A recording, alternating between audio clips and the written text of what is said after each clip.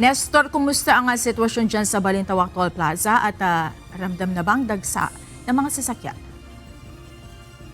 Magandang gabi, Monica. Ramdam na ang mabigat na trapiko at usad pagong na daluyan ng mga sasakyan sa RFID at cash lanes ng Balintawak Toll Plaza.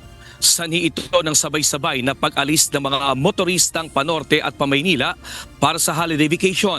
Nakadeploy na ang mga patrol personnel ng NLEX upang mag-manage ng trapiko. Subalit nananatiling mabigat ang daluyan dahil sa dami ng sasakyan. Apektado ng holiday rush ang mga motorista sa north at southbound ng North Luzon Expressway o NLEX. Bandang alas 12 ng tanghali kanina, nagsimulang maranasan ang slow-moving traffic sa Balintawak at Bukawi Toll Plaza pati na sa Mindanao Avenue. Ayon kay NLEX Assistant Vice President for Traffic Operations Robin Ignacio, inaasahan pa ang mas matinding congestion ngayong gabi dahil sa pag-uwi ng mga motorista. Hindi lang po yung pauwi ng mga probinsya kundi yung pabalik din ng Metro Manila. At yun nga, inaasahan natin today hanggang hapon, maging mamayang gabi siguro. And then kung meron man pong hahabol bukas, baka hindi na po ganun karami, lalong-lalo na yung bandang hapon. Sinabi pa ni Ignacio na peak hours ay posibleng lumampas sa 400,000 ang bilang ng mga sasakyang dadaan sa NLEX.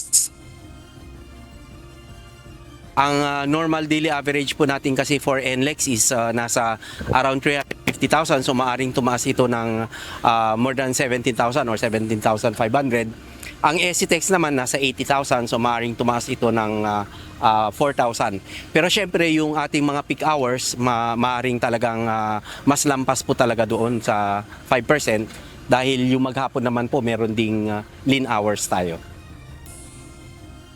Ilan sa mga motorista gaya ni Jason Salonga na papuntang Pampanga at Michael De Hoson na biyahe naman ng Nueva Vizcaya ay nagparehistro at nagpa-load sa 1 RFID upang makaiwas sa mahabang pila sa cash lanes. Para po makiwas, sobrang haba kasi ng pila ng cash eh. So sinabi po nung sa kasama ko, paano na kami ng RFID para hindi na kami maano sa pila ng lalo pag pauwi kami ng Manila. Ang haba ng traffic niya sigurado. Sa cash, yung pila ng cash.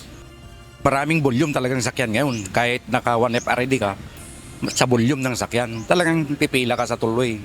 Sa auto si dalawang kan, pero pag dire-diretso na lang. Siyempre, pakiusapan na lang na hindi magkakaproblema sa tuloy.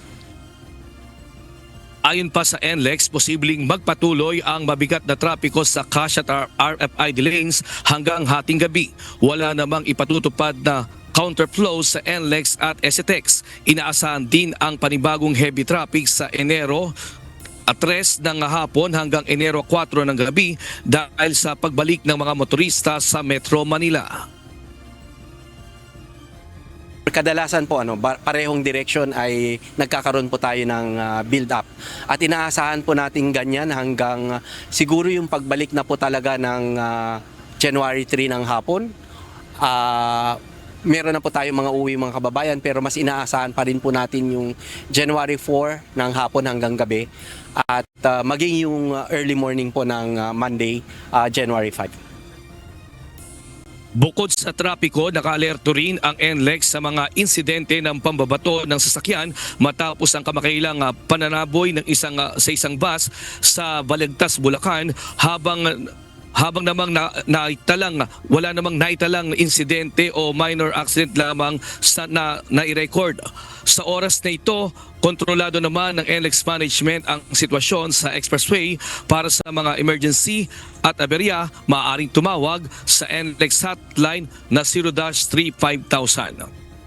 Monica, sa sitwasyon ngayon dito sa Balintawak, kung mapapansin natin talagang halos lahat ng pila at talagang punong-puno itong RFID at cash lane. At 5 cash lane na nga ang ginawa ng NLEX Management. Sakali talagang dumagsa pa rin ang maraming mga motorista kung saan nga ay nasa 2 kilometro na yung haba ng pila ng mga sasakyan. Ayon sa kay Robin Ignacio ay magbubukas sila ng toll gate barrier kung saan nga ay gagawin nila itong cash lane, yung mga ilang RFID lane. At yan muna ang ating latest live mula dito sa Balintawak. Balik sa inyo dyan. Monica? Maraming salamat, Nestor Torres.